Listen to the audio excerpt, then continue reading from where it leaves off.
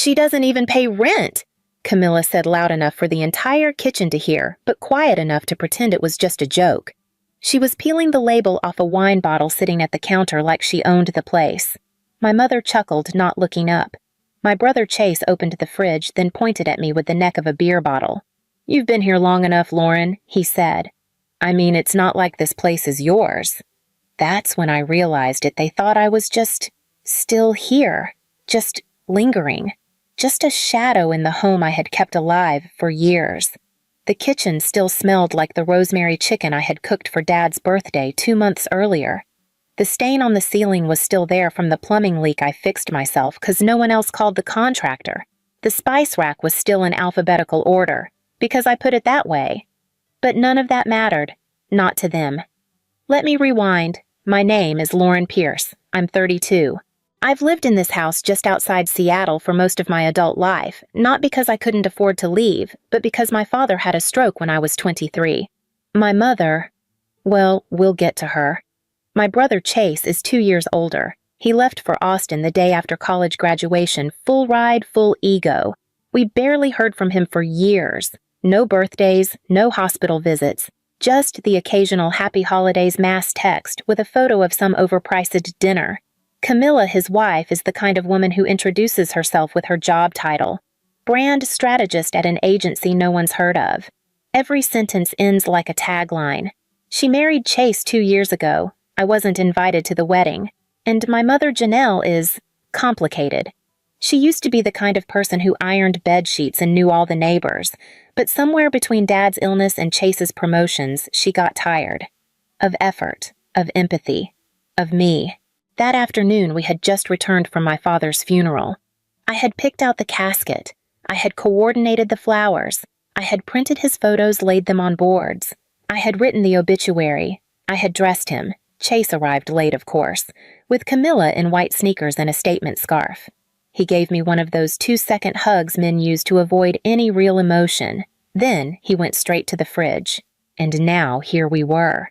They laughed. They poured wine. They talked about clearing space. My mother pulled the sleeves of her sweater down over her hands. She didn't say a word to me. Until she did. "Lauren," she said, her voice low, "maybe it's time you found a place of your own.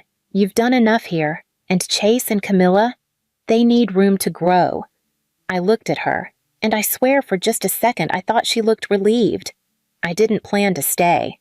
Not originally. When Dad had his stroke, I was in my final year at UCLA. I'd just accepted an offer from a design firm in New York, one of those live-in-the-office, die-with-a-title kind of places. I was scared, but I was proud. Then the call came. They found him on the kitchen floor. He had tried to make coffee. Half the mug was still sitting in the microwave. I flew home that night. The job offer went quiet. I told them I'd start a little later than expected. That was 9 years ago. The doctor said recovery would be slow, but possible with help. He needed someone to track his meds, drive him to rehab, manage appointments, prepare meals. Mom said she couldn't handle all that and offered to find a part-time caregiver. She hired someone who came twice a week for 2 hours. The rest fell to me. I thought it was temporary. A month, maybe 3. Then winter came, and I was still there folding towels, checking blood pressure, reading every article I could find about post-stroke cognitive therapy. Mom would come home from her Pilates class, drop her bag, and ask why the soup wasn't ready. She never asked how his blood pressure was, or if I'd eaten. I took on small contract work from home. UX consulting, wireframes, accessibility audits. It wasn't much at first, but I kept at it. Little by little, it grew into something real. By the time I was 27, I had enough clients to register my own agency, Horizon Flow Design. I worked from the upstairs study. Dad would sit near the window in his recliner watching the birds while I answered client emails and edited prototypes. He used to joke, "You're building skyscrapers on a laptop." I liked that. Around year 4, the bills started piling up. Dad's physical therapy wasn't covered by insurance anymore. Mom's savings had dwindled, though she still managed to get her hair colored every 3 weeks and meet her friends for $40 lunches. So I stepped in. I began contributing $3,000 a month. Utilities, groceries, prescriptions, maintenance. Even my mom's credit card minimums when they got out of hand. No one asked me to. No one thanked me either. One evening, Dad asked if I regretted it. Staying, giving up the job in New York. He said it gently, eyes, soft voice slurred from the stroke. Did you stay for me? Or because you had nowhere else to go? I told him the truth. I stayed because you were the only one who saw me. He nodded, then handed me a plain manila folder from the nightstand. It was the house deed, signed, notarized, dated the year before. I didn't want Chase to have it, he said quietly. He left. You didn't. I never told my mother, or Chase, or anyone. It felt private, not like a secret, but like something too tender to speak aloud. And besides, I thought maybe one day they'd see the years I poured into this place. The quiet years, the ones with the medication charts, the bathtubs cleaned with vinegar, the taxes filed at 2 a.m., but they didn't. They only saw me still living here, like I had never left. Would they have looked at me differently? If they had ever truly looked at all. The last time I saw Chase before the funeral, Dad was still walking on his own. It was Thanksgiving maybe 6 years ago. He'd flown in for 48 hours, brought a bottle of overpriced wine, and a girlfriend whose name I've forgotten. He smiled through dinner, scrolled through his phone during grace, then left before we'd even finished dessert. He didn't call when Dad had his second stroke. He didn't show up when Dad lost the ability to speak. And when I sent a group text 3 years ago, Dad's in the hospital. It's serious. Chase replied with a thumbs-up emoji. That was it. But 3 months before the funeral, he called. Not to ask about Dad, not to check on Mom, not even to say hello. Hey, he said, Camilla and I are doing this villa wedding thing in Portugal. It's all coming together. Super classy. We're thinking, maybe Dad could help us out with I don't know, $75, maybe $80, no. $1,000. I had him on speaker. I looked at Dad sitting quietly in his recliner, the left side of his face drooping, eyes tired, but still tracking the sunlight through the window. I didn't answer. Mom did. She leaned against the kitchen counter, twisting a gold ring around her finger. He's getting married, Lauren, she whispered. That's a big deal. It could be, a new start. Grandchildren. A reason to come home. I stared at her. She hadn't said grandchildren when I'd missed 3 birthdays to take Dad to rehab. She hadn't said new start when I launched my agency from the upstairs hallway. Just now, for Chase. Later that night, Dad asked me if Chase was coming home. He's always been a charmer, he said the words slow, thick. But charm only gets you so far. I smiled, but inside, something buckled. Chase had always been effortless. All-state swim team, Stanford, job offers before graduation. He was the one people asked about. How's your brother? Never. How are you? I don't think Mom meant to make it so obvious. But when she started saving clippings of wedding venues when she casually mentioned helping them get on their feet, I knew. She was going to give him something. Money. The house, I wasn't sure, but she'd already made the decision. Her son was back. And I was whatever I had always been. 3 weeks before Dad died, a letter arrived, addressed to Mr. and Mrs. Chase Pierce. Camilla had taken his last name before the wedding even happened. Inside was a brochure for a honeymoon package in Bali. Booked, paid, non-refundable. The same week, Dad's blood pressure spiked and I had to cancel 3 client meetings to get him to the ER. Chase didn't know. He didn't ask. He just sent a picture of the villa with a caption, "Can't wait to be back home soon. Hope it's still standing. LOL. It was standing because I was still holding it up. The wake was held in our living room. Dad didn't want anything fancy. No church, no procession. Just people stories and Sinatra on the stereo. So that's what I gave him. I spent the night before ironing the tablecloths, printing out old photos, arranging lilies in the vase he used to knock over every Christmas. By noon, the house was full. Neighbors, old co-workers, the pharmacist who used to give us discounts.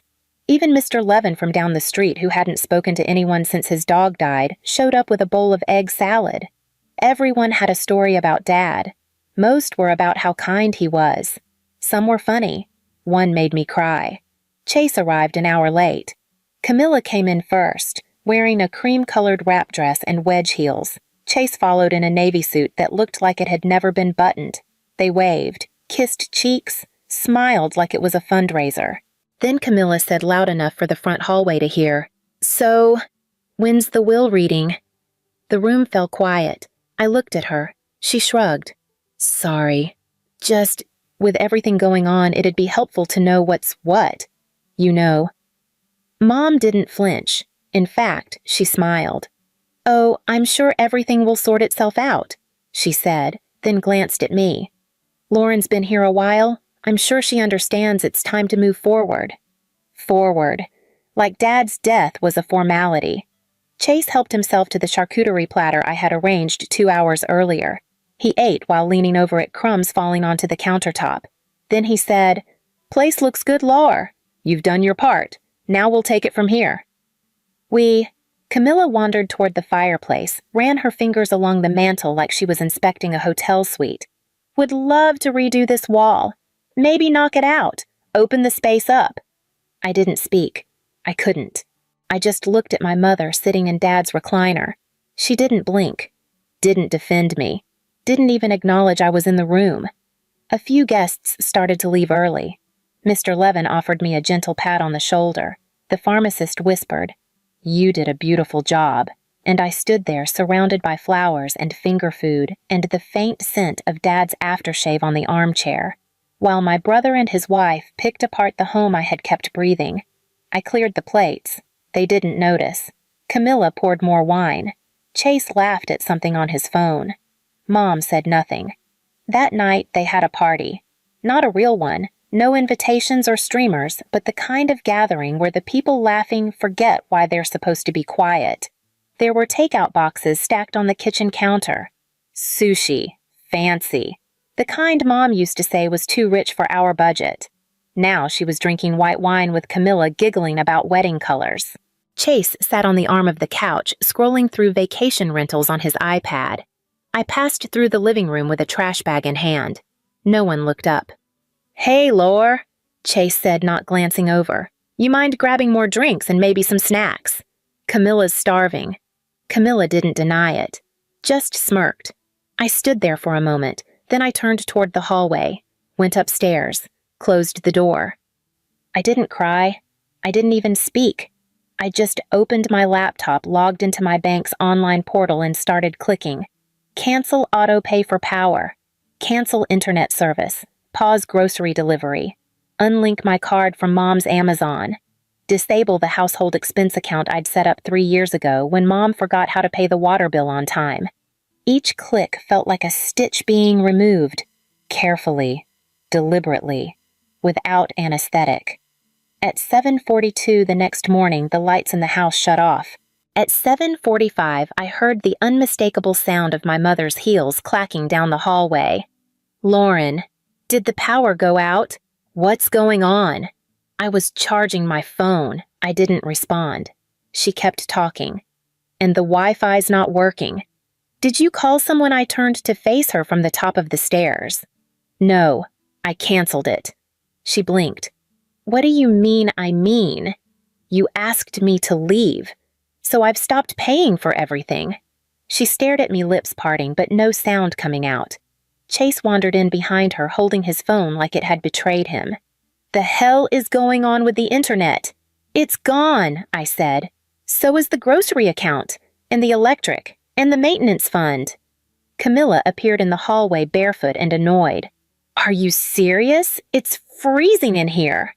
I looked at all three of them, and for the first time in a very long time, none of them had anything to say. By noon, the house was quiet. No Netflix, no heat, no snacks. No Alexa telling Camilla the weather in Lisbon. I stayed in my room. I answered a few client emails, changed the billing address on a few documents, looked at flight prices, not really searching, just considering. Then there was a knock on my door. Mom, not with rage, not with apology, with confusion. "Lauren," she said, voice softer now. "I think we need to talk." We sat in the dining room. She folded her hands like she was in church. "There's been a misunderstanding," she began. "We didn't mean to push you out. You've been helpful, but things are changing. I said nothing. So she continued. There's still Dad's inheritance, the house. We should probably talk about how to divide things fairly. I raised an eyebrow. Divide what? She blinked. The estate, the property. I mean, obviously the house. The house isn't yours to divide, I said flat. It hasn't been for 2 years. Her face changed, like someone blew out a candle behind her eyes. What do you mean? I reached into the drawer by the fridge, pulled out the manila envelope Dad had given me, set it on the table. This is the deed. Transferred to my name, signed, notarized, April 14th, 2 years ago. She didn't move, didn't even reach for it. Chase entered, then rubbing sleep from his eyes like a teenager late for class. You guys done, because we're kind of freezing out there. And I held up the envelope. This house is mine. Has been. You're living in it because I let you. You're eating because I paid for it. And you're here because I haven't asked you to leave. Camilla followed in behind him. Wait. What? You heard me, I said, standing now. All this time you thought I was crashing on a couch I couldn't afford. You mocked me. Laughed. Told me to leave. I looked at Mom. You told me it was time to go. So I am. The silence was longer this time. Chase finally sat down. Like his legs forgot how to stand. You mean this was your house? All along, yes. And you just never said anything. Did you ever ask? Camilla shook her head in disbelief. What about the bills? All those payments, every dollar since Dad got sick. I kept this house running. Quietly, because that's what Dad needed. Mom opened her mouth, then closed it. Her fingers traced the edge of the envelope, but never touched it. Why would you keep that from us? She finally whispered. Because I knew this day would come. They didn't speak after that, not because they accepted it, but because for the first time in years they realized they'd been living in something they couldn't own. Not with money, not with titles, not with charm. I made the call that night. My cousin Elena, a real estate agent in Bainbridge, answered on the second ring. Hey, I said, I need you to list the house. Quietly. There was a pause. Then, Are you sure I'm done? I said, and I don't want to leave a key behind. The next morning I made eggs and toast, for myself. I sat at the table where Dad used to read the paper-sipped coffee from the chipped mug with his favorite baseball team on it. Outside, the yard was still. Camilla's rental car sat in the driveway like it had nowhere to be. Mom came into the kitchen. No makeup, no earrings. Just her. Bare. You're really selling the house? She asked. Yes. Where will you go? Somewhere warmer. She hesitated, then sat across from me. Folded her hands like the night before. Lauren, I know I haven't always shown it, but we're still a family. Chase made mistakes. I did too, but you're our daughter. I didn't look at her. I just said, You don't miss me. You miss what I did for you. She flinched. That's not fair. It's honest. Chase tried later, slid a note under my door. Just 4 words. Don't do this, Lore. I left it on the hallway floor.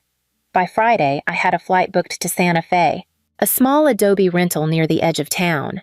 Quiet, bright, with a studio big enough to work in and windows that faced the sunrise. I packed light, 2 suitcases, a folder of tax records, my father's watch.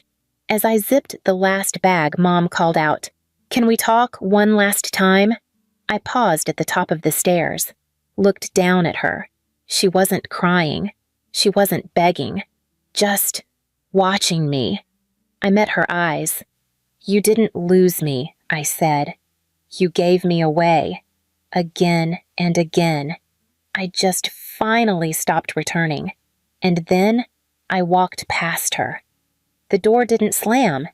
It just closed. 3 months later, the house sold. Full asking price. No contingencies. Closed in 12 days. Elena said it was one of the smoothest transactions she'd handled. I told her that made sense. The hardest part had already happened. I didn't tell anyone where I was going, not officially, but I knew they'd figure it out eventually. Chase would Google the real estate records. Mom would call Elena. Camilla would scroll my LinkedIn looking for clues. Let them. By the time they connected the dots, I was already halfway across the desert. Santa Fe was warmer than I expected. The kind of warm that sits in your bones, not just on your skin. I found a little adobe house near the ridge. It had sun-bleached tile and no dishwasher. I didn't mind. I bought a cactus. Hung Dad's old baseball cap on the doorknob. Started each morning with coffee and silence.